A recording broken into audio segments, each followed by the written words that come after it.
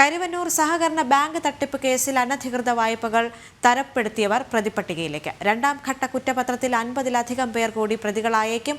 കരുവന്നൂർ സഹകരണ ബാങ്കിൽ നിന്ന് വായ്പയെടുത്ത് മുങ്ങിയവർക്കുള്ള സമൻസുകൾ ഇഡി കൈമാറി തുടങ്ങി. 150 കോടിയോളം രൂപയുടെ വായ്പാ തട്ടിപ്പ് കരുവന്നൂർ സഹകരണ ബാങ്കിൽ നടന്നിട്ടുണ്ട്. ചെറുതും വലുതുമായ തുകകളുടെ അനധികൃത വായ്പ തരപ്പെടുത്തിയ ശേഷം തിരിച്ചടയ്ക്കാതെ ബാങ്കിനെ കബളിപ്പിച്ച കൂടുതൽ പേർ രണ്ടാം ഘട്ട കുറ്റപത്രത്തിലുണ്ടാകും.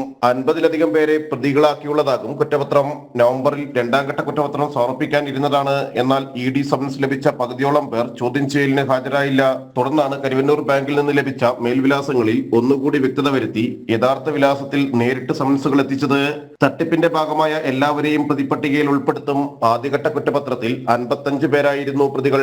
ബാങ്ക് തട്ടിപ്പിന്റെ മുഖ്യ സൂത്രധാരരും ഭരണസമിതി അംഗങ്ങളും ഉൾപ്പെട്ടതായിരുന്നു ആദ്യഘട്ട കുറ്റപത്രം. CPM നേതാവും കൗൺസിലറുമായ PR അരവിന്ദാക്ഷൻ ഉൾപ്പെടെ 4 പേർ അറസ്റ്റിലാവുകയും ചെയ്തിരുന്നു. ഇതിൽ PR അരവിന്ദാക്ഷനും CK ജിൽസിനും മാസങ്ങൾ നീണ്ട ജയിൽവാസത്തിന് ശേഷം ഹൈക്കോടതി ജാമ്യം അനുവദിച്ചിരുന്നു.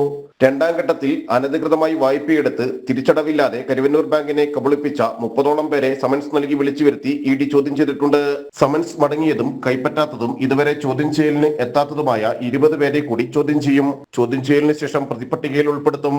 ഇതോടൊപ്പം കൂടുതൽ പേരുടെ സ്വത്ത് കണ്ടുകെട്ടാനുള്ള നടപടികളും തുടങ്ങി. ജനം, കൊച്ചി.